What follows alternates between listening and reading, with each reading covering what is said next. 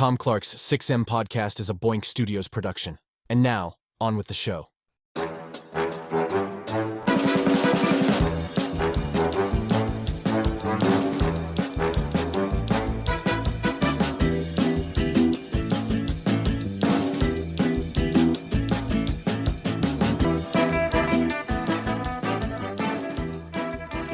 Hey, what is up? Welcome to Tom Clark's 6M podcast. I'm your host, Tom Clark, and in this episode, I'm joined by co-host Phil Lindsey. What's the problem with sequels, kids? Raise your hand if you know. Everybody raise your hand. What's the problem with sequels? Specifically part two. A part two of anything. What's the problem? Put your hands down. I got the answer. Here's the very, very short answer. They're probably going to try to do what they did in the first movie. Who's the they, you ask? Well, you name it. Every movie studio on the planet, basically, and every franchise you can possibly conceive of, you're going to go to that theater thinking, yeah, I hope they don't just do the first movie again. The best franchises don't do that, okay? As everyone knows, they take a mix. They take the best of what happened in the first movie. They'll reference it. They'll use the bits that maybe worked and maybe some that didn't, and they'll scrap those, and they've learned from what didn't work, and they'll move on and try other things. And then sometimes they just flat out do part one again, but call it part two. And I'm not going to get into the list. We've covered a bunch of sequels like that here on the 6M. You know how to hit the archives, kids. Go knock yourselves out. But today we're talking about Major League 2. We did Major League 1 last week. It was a blast watching that movie again. Haven't seen it in quite some time. And I got to tell you, watching part two so soon afterward, watching part one, was a shock to the system for me personally. I don't hate this film, but there's a lot to talk about. And we'll see by the end of this what side of the fence everybody's on in terms of, hey, did they just remake part one and call it part two? Or was there enough original material here to stand on its own? But before we get into all of that, let's get into this. Major League 2 is the 1994 sequel to the original 1989 baseball comedy, Major League. Directed by David S. Ward and produced by James G. Robinson and Ward, the film was released on March 30th, 1994. The story picks up with the Cleveland Indians entering a new season as celebrated stars rather than underdogs, only to face complacency, ego clashes, and a new set of challenges that threaten their path back to the World Series. With returning players like Ricky Vaughn, Jake Taylor, Roger Dorn, and Pedro Cerrano, the film attempts to rekindle the chemistry and energy of the original, even as it received a far more critical reception. Boy, I'll say. The budget for this film was $25 million. The box office, $53 million. And that is your lowdown for Major League 2. So, Phil, here we go. Part two of any franchise that we cover here on the show. Sometimes they're great. Sometimes they're not. Do you feel as though this movie really relies too much and leans too heavily on tropes established in the first movie? Or do you think it can stand apart, or is it too complicated and all that? I think that it works. I think that it works for what it is. Like you said, there's always a challenge of trying to make a second movie that isn't too much retread, and it has to attempt to be bigger than the first movie. And sometimes it's hard to get over that hump for some franchises. But I thought that they did a good job of reintroducing these characters and putting them in a logical next step for them with where they were after the end of the first film. I agree with that to a large extent. I really do, because I think, when things are going great, no one wants to read that book. No one wants to watch the movie of everything going great. You need to take your characters and stick them upside down in a big mountain of crap and see if they can dig their way out. That's the best story. If the main characters have no challenges and no conflict, what's the point of the book? So I'm with you. I think a lot of this makes perfect sense. But again, watching this one so close to part one felt like, man, I've seen both these movies a ton in my life, and I didn't realize how much it pales in comparison to the first one. Like, I don't know. I feel like they went back to the well one too many times with, he's better. He's not better. Oh, he's better. Well, you know what I mean? Like I feel like you do it one time, then you're done. But they did it like twice in this movie, which was interesting to me. Yeah, I can see that. I do think some things didn't age as well, but I think it's also timing. I think that's why your point about watching the movies back to back is uh is a good one because yeah, if these movies were made what like 5 years apart. Yeah, 6, 5, 6. Yeah, yeah, yeah. Yeah. So if you just see this movie on its own, it's like okay, that was fine, that was entertaining, and most of the time I've seen it because this came out in the early '90s. I've probably seen it more than the first movie, just Mm. because it was on TV regularly before it became a Turner Classic movie and a TNT movie, and often when it comes on now, it comes on uh, as like a movie marathon.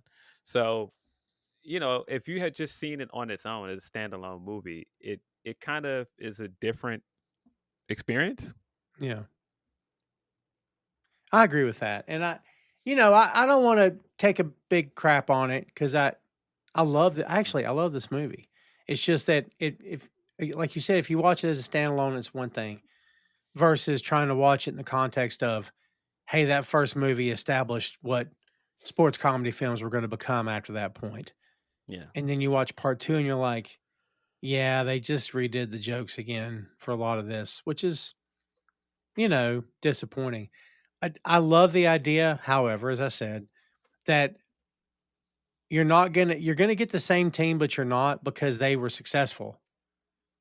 And, you know, in the previous film, as we know, kids, Cleveland Indians were the underdogs, as we said here in the review of the first movie. But they got momentum. We know how that movie ended. And now we fast forward to this one. They're popular, they're successful, but fame has changed. Several of the players, starting with Ricky Vaughn, who's become image obsessed.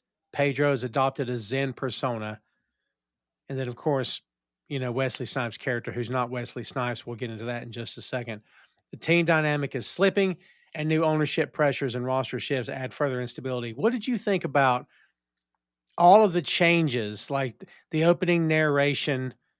Bob Uecker doing the opening narration, getting us up to speed. She sold the team. Roger Dorn's bought it. I actually really love the opening of this movie. It told the story without spending way too much time on it. I kind of really like the opening of this film, man. I think it works. Yeah, I think it works really well, and I think it was necessary because there's such a big gap between the first and the second movie. Yeah, there is huge gap between. Yeah, But and let's talk about the characters because I want to get into this. Do you think that the departure for Ricky Vaughn in terms of, he's this juvenile delinquent, he's California Penal League was the joke, he's a rebel, doesn't care about anybody but himself, but then he becomes like this mega star pitcher and now he's wearing three-piece suits. He's got this hot girlfriend. He's doing commercials. He's in demand. It feels okay. But like at any given time, are you looking at that going, "Yeah, come on, it's a silly." Do you know what I mean? Does it work for you or no? I think it works really well because we've seen it so many times in real life. We've Mm, seen the bad boy that's on one of these teams, or the bad boy and that's like a rock star or a musician, and then they start making money and things change. It's like, well, you're not just Ricky Vaughn, a guy that loves to play baseball and is looking for a chance. They've given you a chance, and now all of these other doors are opening for you. So you can't really be the same person. I mm, mean, just think about Jay Z in 1996, and Jay mm. Z, by the time he gets to peak success with the Black Album, he's not the same guy anymore. You've now got this guy in offices and wearing suits and all of these other things. I mean, another good comparison is like CM Punk in 2011 and CM Punk today. I never thought I would see the day that this guy would be showing up to interviews in a suit. Like, what? Right. Yeah. Yeah. So I think it works because we've seen so many like ball players and entertainers that started as like, this like natural underdog or like this rebel, and then, money inevitably changes people. Yeah. And again, I don't even like I don't dislike the writing of this either, because his dialogue makes a lot of sense when he's telling Jake, I got to think about the future. I can't just be some hotshot pitcher who burned his arm out. I got to think long term. It's smart. This is the most money this guy's ever had in his whole life, most successful he's ever been. He doesn't want to just he doesn't want to throw it away on women and alcohol. Keep in mind, kids, we're talking about Charlie Sheen here. Yeah. Yeah. Interesting. Yeah. And I think it also helps that the catalyst is a woman. That this Yes, woman got in his ear and she's of just like, course. well, you got to start dressing better and you got to start doing this. Because that's happened to so many people, not just celebrities. That's happened to so many people in real life. Like I know Right. so many people that I met in college, and I mean, this guy was just like a lunatic, just out all night, just was like uh constantly seeing him with a different woman, constantly like pipe for the lardy, so to speak. But as soon as they settle down, they're a different guy. I just suddenly envisioned Garth in Wayne's World getting a girlfriend. Remember, he's combing his hair Yeah, different. yeah, yeah. So yeah, I think that's part of it. I think that he had reached a level of success, and then he met a woman, and everything changed. And so I thought that that was kind of a logical step for his character, especially with the level of popularity that he had by the end of the first movie. And man, we know this. Once corporations get their claws in something, like, oh, this is popular, this is going to make us some money. Oh, let's. How can we get this guy to show some deodorant and all these other things for us? Yeah. God, those deodorant commercials were great. He kept screwing the lines up.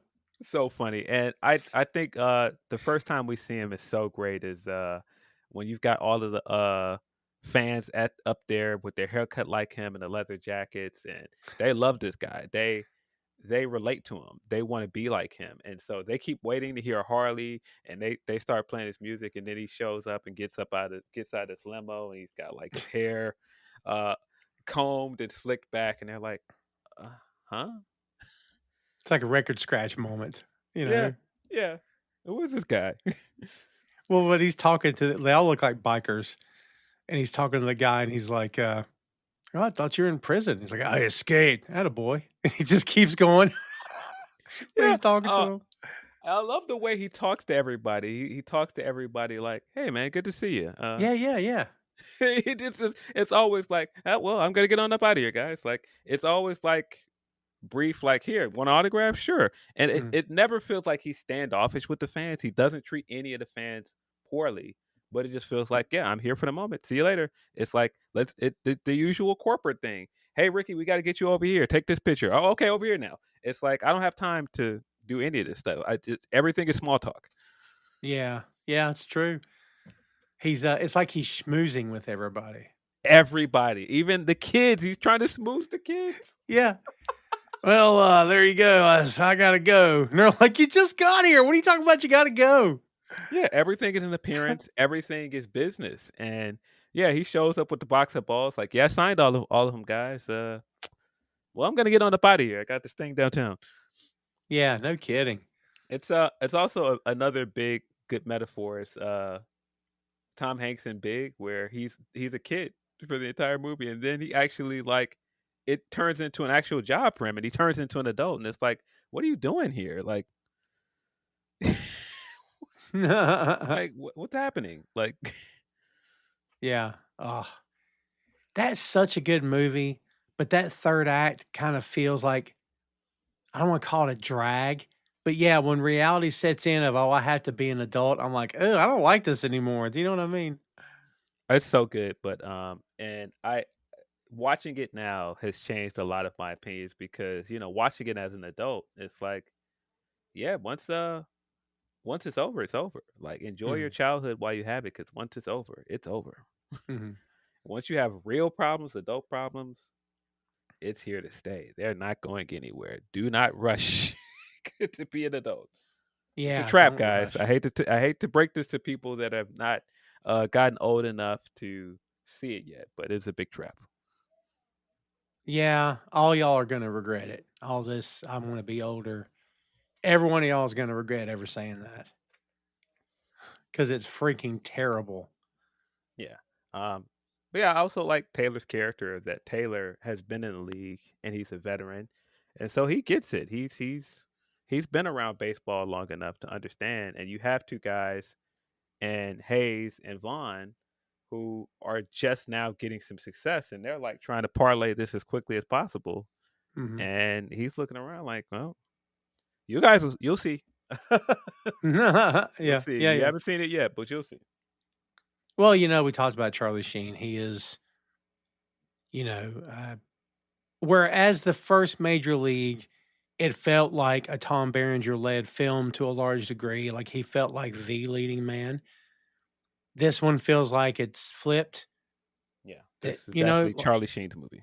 yeah, it's Charlie Sheen's movie. He's the I main mean, character. He has the main romance. I mean, the romance from the first movie is basically completely dropped. We get like a few seconds of Renee Russo, and that's it. you get her at the kitchen table and then it's over. Yeah, we don't even know what their status is. Are they married now? Like nothing. See that's where the issues for me start happening in this film is like the stuff that worked in the first one. You drop some of it, you keep other bits of it. I'm like, yeah, well, other things work too. Like, let's go back to that. But on the face of it, like I said, a lot of this does work. The idea, like you said, of these players are evolving, they're aging up, not aging up, but they're getting more successful. Their mindsets are changing. Jake becomes a coach. Makes sense. They talked about his bad knees in the first movie. It makes sense. He's older now. A lot of this makes sense. Dorn, who was never a great player, actually becomes the owner of the team until he's not the owner of the team anymore. That makes sense. He's kind of the comic relief. And man, they really lean into Dorn becoming the comic relief in this movie. But Yeah, there are two yeah. scenes with Dorian that are very funny. Um, him as the owner, and he's like trying to heckle Rachel to get the team, and she is like basically fleecing him. And he just goes for it. When he comes in there and he's like, "I got news for you guys," and he rips his jacket off and he has his uniform under. I'm reactivating myself, and they're just Yeah. looking at him like, Yeah. Yeah, because he had that post. He's like, "What do you think? It's such and such too early for Roger Dorn Appreciation Night or whatever it was." Oh, that's good. Yeah, he's just enough. I feel like he's just enough here. It never felt like they went for one too many jokes with this character. It kind of felt like they didn't do enough, maybe, yeah. but Oh it man, it of worked. course. When he takes the hit and then he goes to the base like he's gonna get his chance to round the bases, and Taylor's trying to get him to come out, and he's like stretching in unison with the guy in front of him. Yeah, Hilarious, man. he finally says he's like Roger, and Roger's like, oh, like he's so disappointed he has to come off the field, man. Oh man, like I said, man, a lot of stuff works. A lot of it works, but other parts, at least for me, not so much. So the core players and the primary cast is back here with one notable exception, but the returning characters provide continuity while also showing how success has affected them. As we know, as we talked about, Vaughn is wrestling with his new clean cut persona. Taylor is transitioning out of his prime. Roger Dorn back with new responsibilities. Pedro, let's talk about Dennis Haysbert as Pedro. Immediately, I felt like the voice was different. You know what I mean? Maybe it's because the character had undergone the change, but I kind of liked that again. They didn't stick to the same cliche Pedro, that they switched it up. I didn't hate the character change. I actually thought it made a lot of sense. He's great. I don't know that his bits were as funny as they were in the first film, but I thought they were entirely watchable and entertaining in this movie, man. Yeah, I don't think he was as funny as he is in the first movie. Mm. But I did like this idea that um, he had found success, and so he was at peace. He wasn't angry, and it's to his detriment. It's like he's Yeah. he's just like, "Oh, I love you guys. What's the problem?" And they're like, "Let's play baseball." He's like, "Yeah." Um, one of the funniest bits with him is when he hits the ball in practice and it looks like it's like flying way out Yeah. left field and it's like sitting in the sky and then it just comes straight back down. He's like, "Well, all right." Like even the way he holds the bat, Oh. he's like, "Oh, that was a nice pitch," and like he like looking around, like it's hilarious. His mannerisms when he's standing there after something happens, he's like, "Oh well, win some, you lose some, right?" He's like, beautiful ball in the blue sky. He's just watching it. Yeah, and the rest of the team's like, what is going on? Yeah, that's good. Boink Studios YouTube is the home of Tom Clark's 6M podcast. Tom Clark's main event, Bear Mode, a podcast review of The Bear, and Two Nations Under Ted, a Ted Lasso podcast. Subscribe to the channel for archives that date back to 2014, with new content being uploaded every week. And check out boinkstudios.com for links to every podcast platform, social media, special announcements, and a lot more. Bookmark the site today. Before we get on to the character that, kind of becomes somewhat of a nemesis for him, we got more people to talk about because I think that's one of the maybe problem areas of this movie. But this film, kids, emphasizes redemption after success, exploring how individuals handle fame, self-doubt, and the hard work required to maintain greatness, which is kind of what we've been talking about here already. Let's talk about Willie Mays Hayes.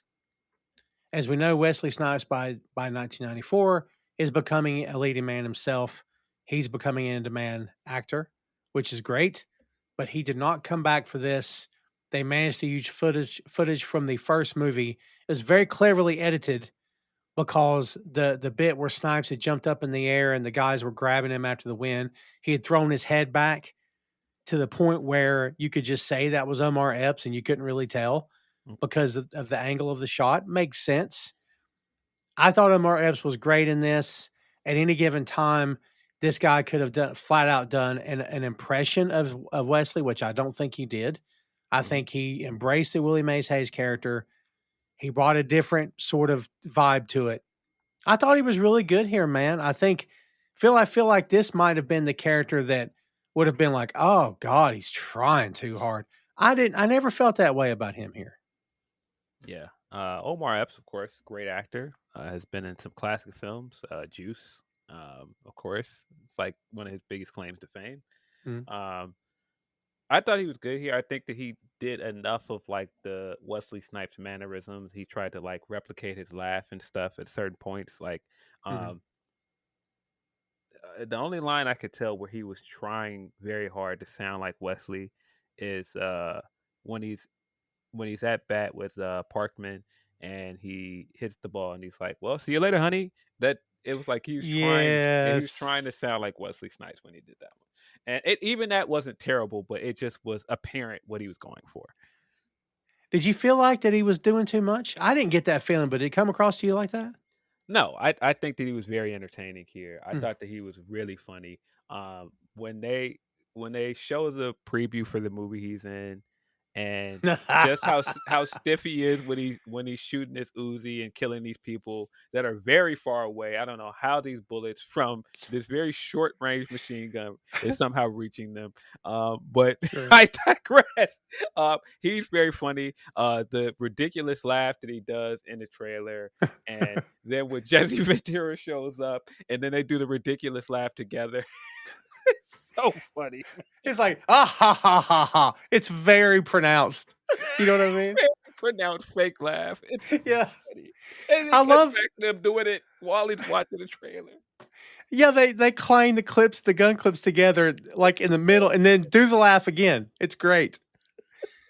I love when they're watching the trailer and it's obviously a mannequin that's been thrown off the roof. And Yeah. Jake goes, It's Jake just has laying that there. double take, like, what? It's just laying there. It's just laying there, and it cuts back to Taylor, and he's like, "Wait." Yeah.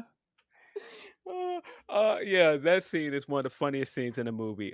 Just Taylor's reaction to it, and he's trying to hype this thing up as much as possible, sitting next to him. It's like, no, this is terrible. Black Hammer. Yeah. Black Hammer, White Lightning. Terrible. And that's the name of the movie too, right? Black Hammer, White Lightning. Yes. I did So like bad. when Sheen told him later, he's like, you know what? He said, that knee's the best acting you've done all year. Yeah, that That's a was great great. line. That was great. When they actually call each other out, I think that's also a great scene. Oh, it's great. Yeah. I, it feels like he fit in. It never, you know, it's kind of a weird comparison, but like, when they replaced Rhodey, I didn't miss Howard at all. Like he was like, well, this is Rhodey now. This is great with me. Like I love Snipes, don't get me wrong, but I thought Elmore did great. Did he do enough of the other? I don't know if he needed to do too much. Did he do some? Yeah, but yeah, I thought it was just enough. Honestly, I think it worked. Yeah, I think he was a good addition to the cast. I thought he fit in well. I thought he looked the part in all the parts where he needed to play baseball and look athletic. I thought that he was charismatic and funny enough Hmm. when he needed to be. I thought he had good chemistry with Charlie Sheen as well when he had those back and forth with him.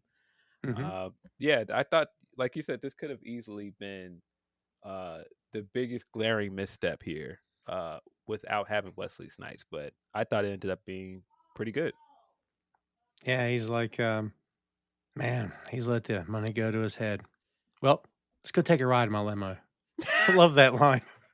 So funny, man. It's a great line, man. I was here for that. Yeah. Let's see. Also, back from the original film, kids, Lou Brown.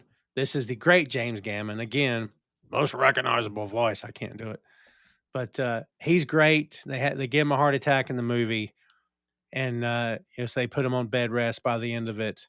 Which again, Phil, I love the decision. It makes sense. It causes the Jake Taylor character, Tom Berenger, to have to step up where he Hmm. didn't want to. It makes sense that he would take the team from Lou at some point. Again, a lot of the things that happen kind of feel like actual baseball things and real world things that make a lot of sense. So Yeah. I was perfectly fine with it. Yeah, I think that just the progression for him and Taylor's character, I think, worked really well. Mhm. Even when he comes in there and he gets the news that he's going to make him a coach, and he's like, I don't want to be a coach because he's still trying to hold on to, finishing his career as a player. And we get the scene of him, the only scene we get with him and Renee Russo, and he's talking about it with her, and then he just ends up showing up at apartment like, yeah, I'll tell him you begged for your job back, Yeah. What which a was great great. character. Yeah. Yeah, really great stuff. He allowed him to keep his pride intact, and yeah, he's got so many hilarious scenes. Even when he's in there screaming at them, like "It's always something with you guys," and his voice is getting more and more shrill the entire time. He's like screaming and like, Yeah. "Or having a heart attack." I love, I forget what he tells to Pedro. Pedro sits there and does that, me? Like, move like at that gesture, like, what, me? Like, he can't believe he's talking to him, too. It's so funny. He's like having a heart attack, and then they're like, "Wait, who had a heart attack?" Me. Me, Passes yeah. out. In my mind, he crashes through a wooden table onto the floor. And I have no idea where that visual came from in my head. Maybe it's a Chris Farley bit from SNL that I was Yeah, splicing together in my mind. I don't know. But like when yeah. it happened, I'm like, was that edited? Nah, that's probably the original. So very cool stuff. Let's see. Also back, of course, as we said, Rachel Phelps, the evil owner who sells the team. This is Margaret Whitten. She's fantastic yet again. She sells the team, then she buys the team back. I Can I be honest with you? I don't know that we needed her in this movie. I mean, We would it didn't. have made more sense if they just left you know, Corbin Burnson at the reins and he's still struggling and cutting the budget, and then they just weather the storm? I mean, did we need that extra layer of conflict, you think, with bringing her back? No, it felt very out of place, especially with the opening uh, montage, and we got the explanation that she sold the team to Dorn. Um, to just mid-season sell the team back to her, it just was like, okay, so this is how we reintroduce her and make her a motivating factor for this team to get better again, which all feels like retread. Um, and of course, I didn't feel that way the first time I've seen this movie, but like you said, watching it back to back, it's like, yeah, okay, I know what we're doing here. We've already done this. I don't know that we needed this. Yeah, same, same. I love her. I love her. But I didn't know if we really needed her. So we've got a couple new characters. We got 3 new characters to the team that we gotta talk about, and I'm gonna start with one that's, I think, the most problematic 'cause, I can't wait to get your opinion on this. Uh, Takaki Ishibashi as Zero Kamikaze Tanaka. And, in 2025, as we're looking back on this, when I watch this again, I'm like, "Oh, I know it's coming." But then I watched it and I'm like, all right, this is problematic.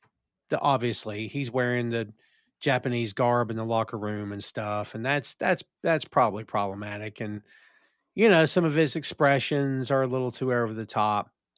But as a white guy, I don't know if I'm qualified to answer whether this is too much or not. How did it hit you after maybe not seeing this movie in a while? Also not qualified, not an Asian man. Sure. Um, um, but I think enough of what he does with Serrano is funny. I think that their rivalry turned friendship is funny. But there are a lot of things where they're doing these like weird Asian character things with him that I don't think aged well. Mm. Um, yeah, if you're just doing like running gags with him, like him bashing the bat over his head and stuff, sure, but like some of it was like, it was a bit much. Did he need the traditional garb on in the locker room? I don't think so. I mean, No, he you he know, somehow found a miniature katana and headband to put over yes. the fucking statue in Serrano's locker. Which what is this? Right. Yeah. Yeah. Yeah. I mean, I will say this. None of the other characters in the movie talk down to him. No one's making fun of him. No one's mocking his voice. Not that that fixes anything, Phil, but like they treat him as an equal. No one's really laughing at him. Like, again, don't think that fixes it, but I think maybe this could have been a lot worse than what it was. Is that me being too kind? Yeah, I think it was them trying to play off of like the first movie. There was this wacky collection of characters, and you have this diverse cast, and with baseball and the Asian boom in baseball, so to speak. Mm. I think they were like, yeah, we got to have an Asian character, It's and interesting you say that because, and I didn't know this, I'm not a baseball guy. At the time of this film's release, there were no Japanese players in the major leagues, and only one Japanese player had ever played for an ML team. The influx of Japanese players in the United States didn't happen until a few years after this film came out. I had no idea that was the case. yeah, I mean, like from what I understand, baseball is very popular in Japan. Huge. Yeah, man. Huge. Yeah. So I of course after the fact that the movie has come off, that's what I assumed that they were playing off of. But now that you Mm. mention it, yeah, that that is It's crazy. before it happened. But yeah, He's like, I got you an outfielder from the Giants. He's like, oh, the Hamilton? He's like, not those Giants. So it's the Tokyo Giants. What a great gag. That's a good gag, I have to say. yeah, very funny. Um, yeah, I don't know that it makes a ton of sense. When you think about it too long, the whole Parkman thing of having Parkman on the team and he's the best player coming into the season, and then you trade your best player out of nowhere and you trade him to the team that beat you last year, to put you out of the playoffs. Like that doesn't make sense at all. It doesn't make sense. And on top of that, you could say that it was Dorn's inexperience as a GM because they probably got a ton of money for him. But also, Parkman is a catcher. On what planet? The only guy I can think wasn't Mike Piazza a catcher. He's the only guy I can even think of that's like a famous catcher. But again, I don't know my baseball either. Let's be honest. Yeah, it felt like all of those things were done to fit the story and to do a story arc between Parkman and Vaughn, like to set up like this big nemesis for Vaughn to get past. And you need them to be able to talk to each other, and you need him because you can't do the dialogue between the two of them if he's not out there as a catcher at parts of the game, and if he's not, Yeah. it's like a lot of this stuff is just filling the need for him in this movie as like the villain, so to speak. And I think that Parkman is great. I think he works really well as a villain for this movie, but the steps you made to put him on a rival team, to put him on the White Sox of all teams, to set up this matchup from the first movie doesn't make sense at all. Especially because if he was just on the White Sox the entire movie, that'd be different. But putting him in the locker room and making him a part of the Indians to get to that point doesn't make a ton of sense. Not at all. And you know what? Back to the Takagi character that we were just talking about, or Tanaka character, excuse me. Um, isn't it interesting how like the most popular base player in baseball now is considered like maybe the best player? They're talking about this guy Shohei Ohtani as like as one of the greatest of all time. It's Mhm. so funny how things kind of come back around. Do you know what I mean? It's crazy. Yeah, yeah, for sure. Uh, Um, so you were talking about Parkman. I think David Keith, he's great in this movie. I remembered him being a tough guy, but I'm like, yeah, I'd have a hard time pulling against this guy. This guy's a killer. Like you could say he's a hired gun. Man, I thought this was, if you're going to do this character, it's a great bit of casting. He is wholly believable as Parkman. Dude, I freaking love this guy, actually. yeah, I thought he worked perfectly here. He's a big jerk. Yes. You could tell straight away. Like he's basically Bluto throughout this entire movie. Nah, Fucking villain, a well big bully done. throughout the entire movie. Oh my God, well done. I would never put that together, but it makes sense. Yeah. Is it Bluto or Brutus? Which train of thought do you come from on that? I've always just said Bluto just out of habit. Yeah, same. Yeah, we don't have to go down the rabbit hole of Popeye lore on this podcast, but I know that it was Bluto and it was Brutus, and it's one of those weird things that happened. Yeah. So, Yeah, but like you said, great casting.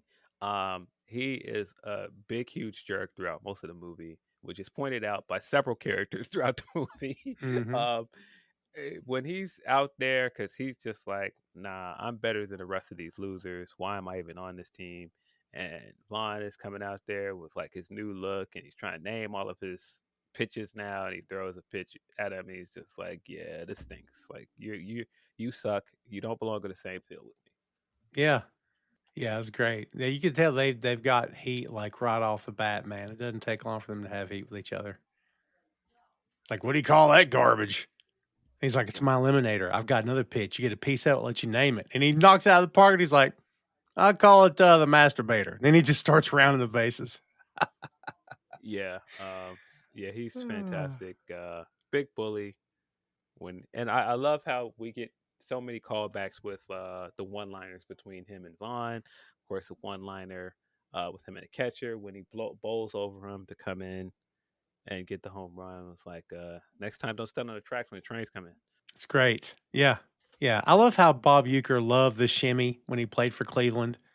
It makes the women swoon. And then when he played for the White Sox, it was like, it makes the women throw up. Man, That was oh good. man, Bucher being back, he's fantastic. Isn't he?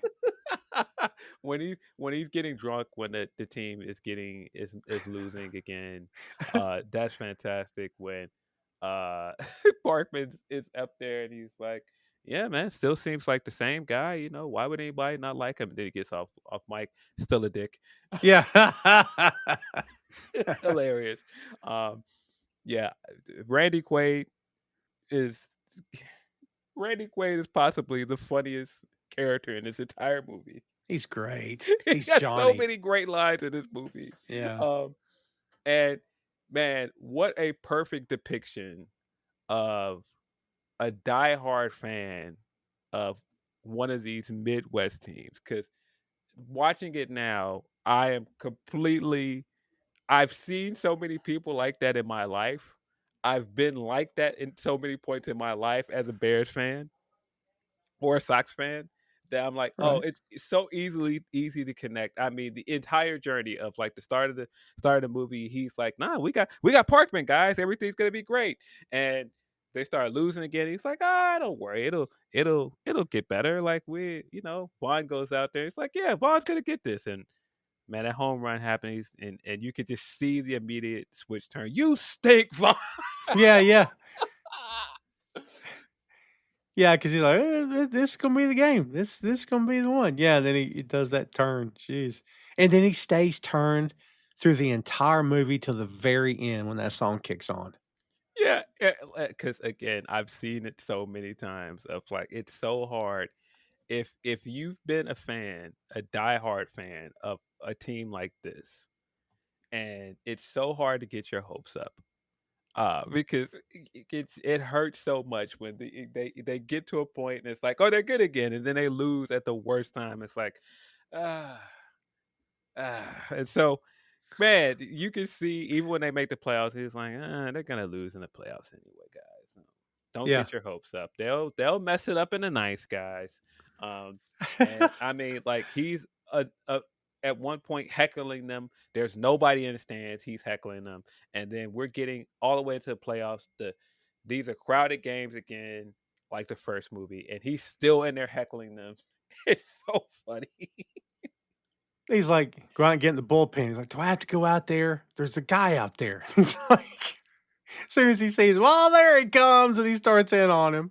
Immediately. That's right. Get back in there, Vaughn. Yeah. I mean, it's not letting up on him at all. Gabe was probably the most classic scene of this entire movie. When we get the return of Vaughn as Wild Thing, and Randy Quaid's arc throughout this entire movie is so pivotal to that scene of him still heckling the entire time, and he's just like, "You got nobody left, Taylor." Yeah, yeah. And that sets up Vaughn coming out there, and man, what a great scene! The way it's filmed of him walking out there by himself onto the field, incredible. Everything about it. Oh my God, it's him! Crank it up, Jerry. Yeah, dude, come on. Yeah, she's very quick. That girl up there. She's on her. She's on her stuff, man. Yeah. Excellent scene. Like I said, classic scene. One of the best scenes in this movie. It is. Tom Clark's 6M podcast is sponsored in part by Radius Law Group.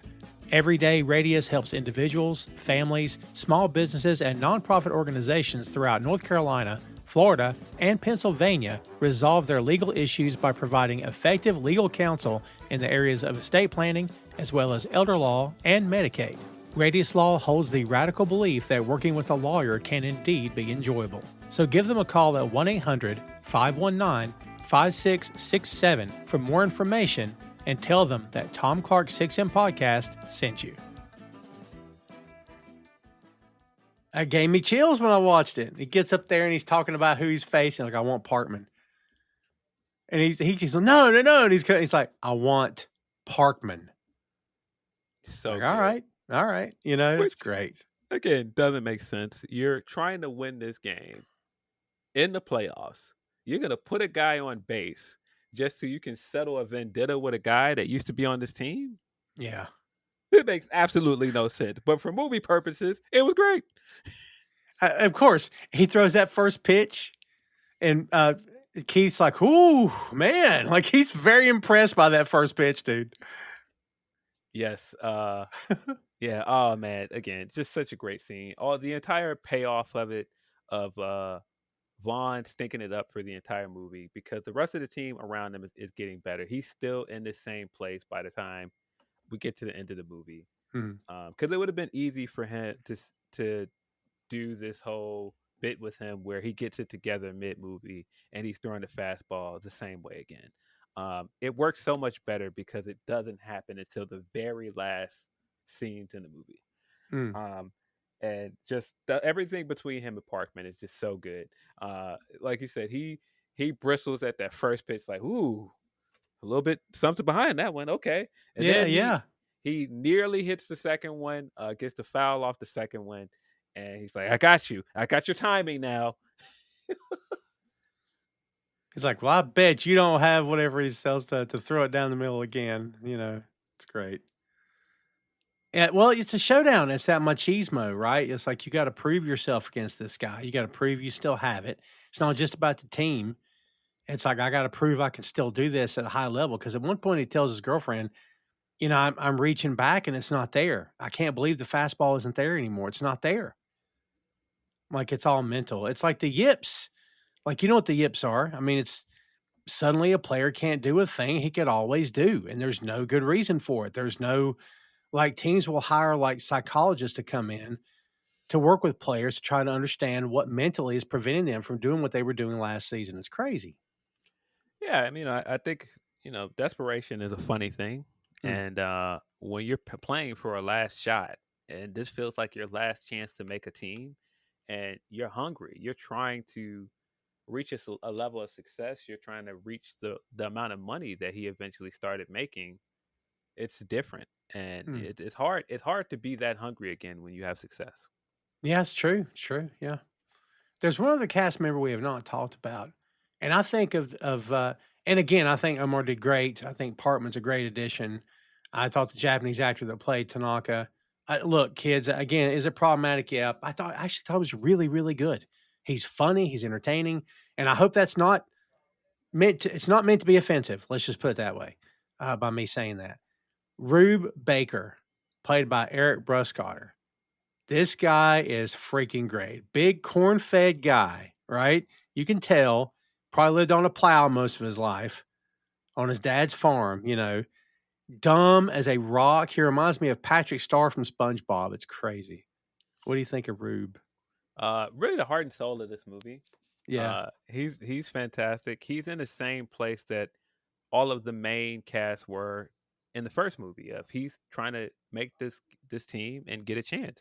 He's playing, and he's like, I just want to make the major league. I love to play, and love it. these guys were in the same place in the first movie, and they found success. They got complacent, and I love the exchange between him and Hayes because it fills that role of he's like, I can't believe you said that. Like, you don't want to play. Like, this is all I ever wanted to do. It's great. Yeah, he tells him, he says, I'm ready to play ball if you need me. My dad figured I wouldn't amount to much except, well, I never came up with anything, but I know I can play ball a little. And a day of playing ball is better than what most people have to do for a living. So just put me in someplace. It's Yeah, great. he's so great. When he's talking to Vaughn in the dugout, and he's like, "Man, listen, I know a breakup can get you down." And you know, he's explaining how he's explaining how he got hurt once, and he's like, "Yeah." And then my mom died the next day, and he Yeah. just like breaks down and starts crying. Yeah. And then he just jumps back up like, "Yeah, and I forgot all about why I was hurt before that." Oh, it's great. Yeah. And Charlie Sheen's sitting there like, I don't know what to do. How do I react to this? He looked so confused by the whole exchange. Like, what? He's like, you get what I mean, right? And I don't even think he ever even answers. He's just like, huh? What is this guy talking about? Yeah. Man, when he checked his locker for the red tag and Jake's giving him a speech like, oh, you'll get him next year because he's thinking he's going to be cut. And he walks off camera and you hear him say, I made the team. We did it. Hey, Pedro, guess what, man? I'm on the rooster. The Like, rooster. instead of roster. Dumb as a rock, this guy. Yeah. Oh, But yeah. he's He was great. great. He's like, women, you can't live with them and they can't pee standing up. And I forget who he says that to, but the second he walks off, he's like, no, that's right. Like, you just get that look on his face, like, yeah, he's got a point. Hilarious. Oh, that joke has stayed with me for years, man. I've actually used it. Yeah, he's like, why do they call you Rube? You know what? Never mind. I already know. Like, he can already figure it out. Yeah, he's got like all of his vernaculars because he doesn't really curse. Gosh darn, dang on, Yeah, God darn it. butthead. Yeah. Oh, he's got some great lines. Like when, well, it's not his line, but when the car pulls up, Willie Mae's car pulls up and like 14 people get out. He's like, who are they? And Jake's like, they are our center fielder. It's great, man. Yeah. I love that, because Hayes is so Hollywood now, he's like, I'm not running no more, man. I'm not doing that. I'm a power hitter now. Yeah. Like going from the first film where he couldn't hit a ball to save his life, and now he worked over the off season talking about, I bulked up now, and it's like, yeah, I'm a power hitter. It's like, no, please stop. Yeah, you're the lead-off batter. It's like being the curtain jerk at a pro wrestling show. You're setting the tone. Like, if you fail, we might lose the game. Like, yeah, you're setting the tone, man, for sure. Um, well, look, kids, with the cast that we have here, the returning cast, we got built-in nostalgia. There's character attachment, as we know. Sequels like this to big time, big money comedies rely on your affection for returning characters and dynamics, and this movie leans heavily on that nostalgia, bringing back familiar personalities and jokes. So that's the part I want to kind of get to. Are we going too much? Because I already feel like we have, depending on what the bit is. Are we going too much back to the first movie? Do you think that's done for you? Is it the right amount? Is it too much? In other words, is this script different enough that you didn't find yourself going, "Yeah, I could have done without this stuff." Yeah, some of the jokes definitely felt like retread. They didn't really hit as well the second time around. Uh, but there's still a lot here that I did still really enjoy. It's still a very funny movie. I do think the first movie is better. I think the first movie, the jokes work a lot better, but um, it wasn't enough here that I felt like was like, okay, this is lazy. Mm, yeah, that's fair. This critics were, not kind to this. Um, and I don't know if we've went this low on a movie before. I'd have to remember back in my head. Major League 2 on Rotten Tomatoes, as we record this, has an approval rating of 5%. Wow. I don't think it's near that bad. I mean, come on. What are we talking about? It's not The Room. You know what I mean? It's not the worst movie. Come on, man. Like, I think that's a bit much. Hopefully, I didn't come off feeling like I hated the movie because I don't hate the movie at all. But it's got an average rating of 3.3 out of 10. The sale, it did business. It debuted at number one at the U.S. box office. It knocked out D2 The Mighty Ducks, which means at one time, and maybe possibly more, Phil, depending on what the year and the movies are, we had Emilio Estevez and Charlie Sheen battling it out for number one and number two at the U.S. box Head to office. head, the Estevez brothers. Yeah, Head to man. head. Crazy. Yeah. I mean, the film was criticized for its plot, basic plot. It's the core of every sports movie ever made. One guy said, team spoiled by success starts to get too cocky. But again, Phil, like we said, that's kind of real life. I'm okay with all of that. I'm okay with most of it. I just think the way they went about some of this stuff was, for me, again, a little bristling. Like you said earlier, if I just watched this movie as a standalone, maybe I wouldn't feel any of this at all. Hmm. But man, that first movie is so hard it's like lightning in a bottle. And I think they did the best they could Yeah, yeah, I with agree. this movie.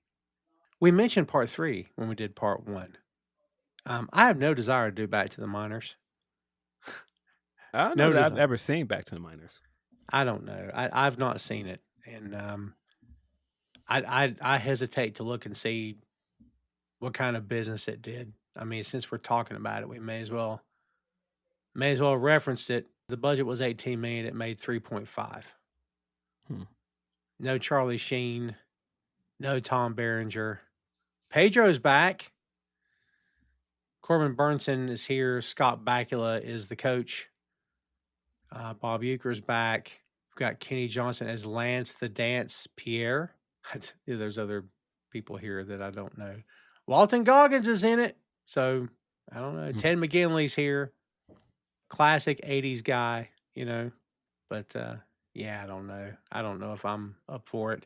We'll have to wait and see. But yeah, look, kids, the bottom line is sports comedy sequels can struggle to innovate.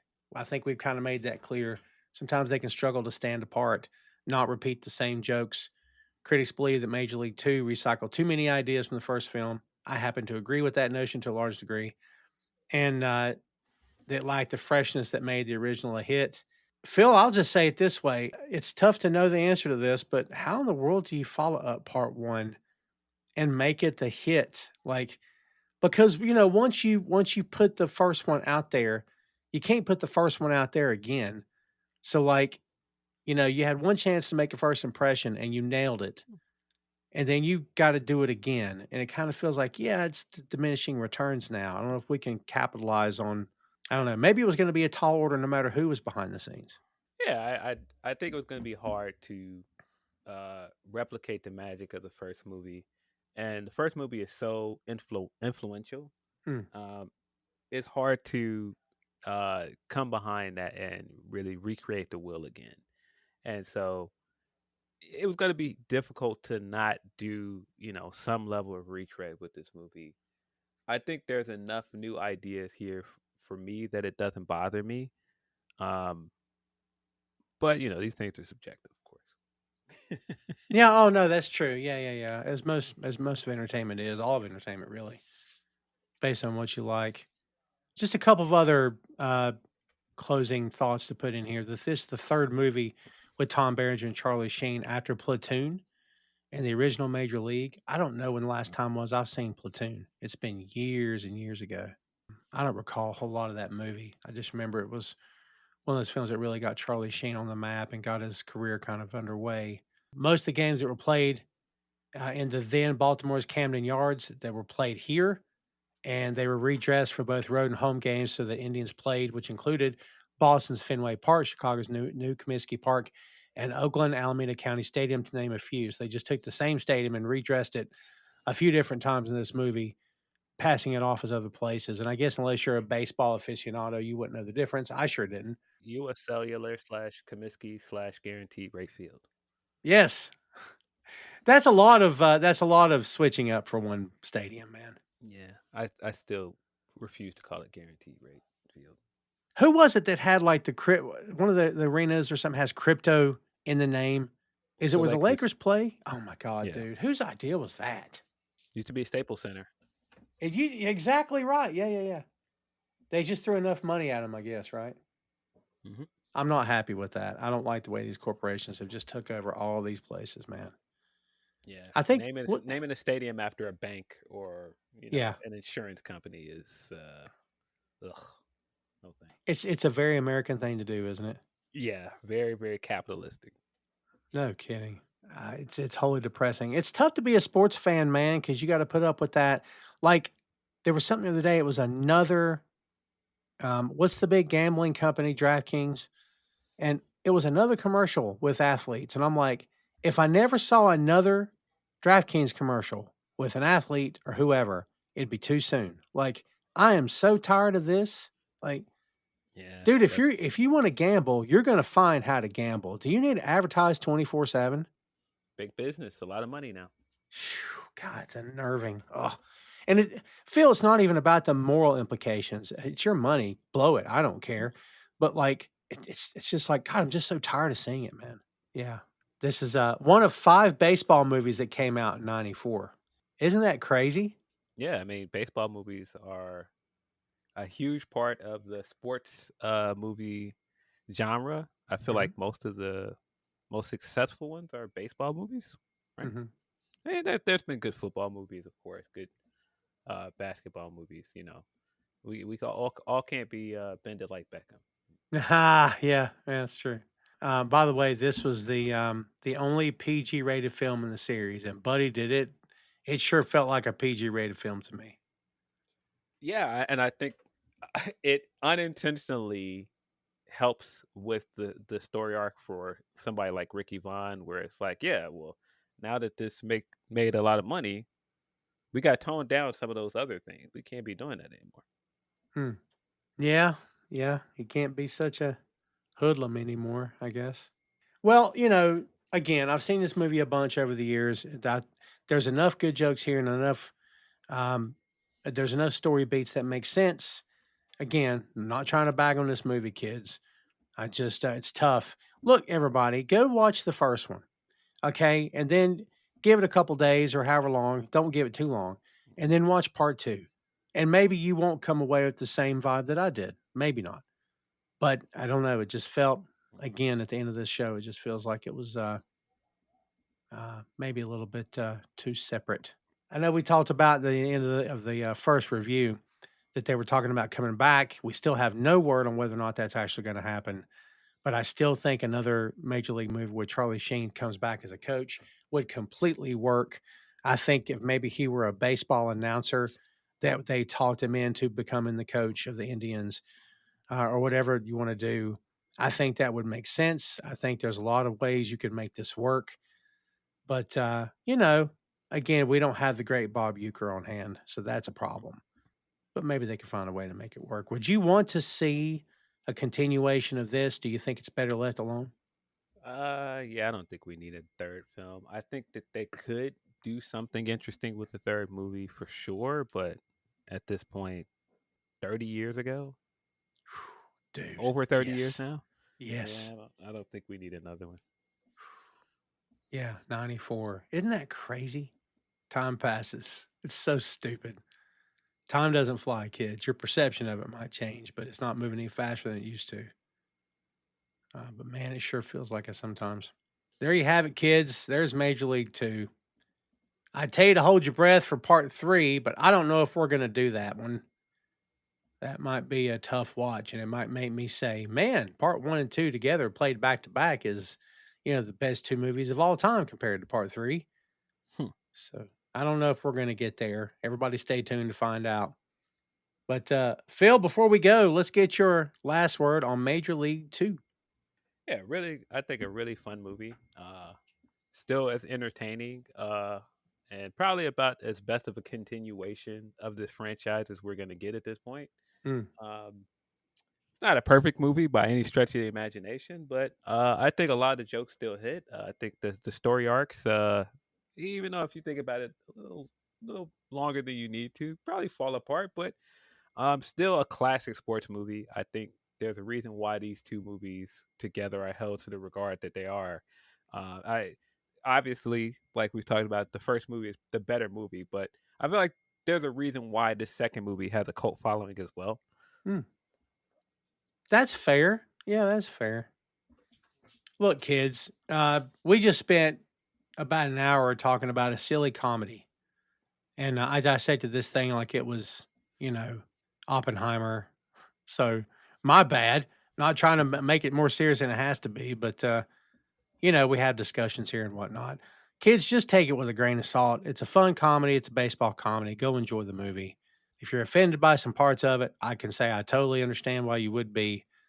And I won't even make the comment of you have to understand it was the time frame. Nah, wrong is wrong. Let's just be honest.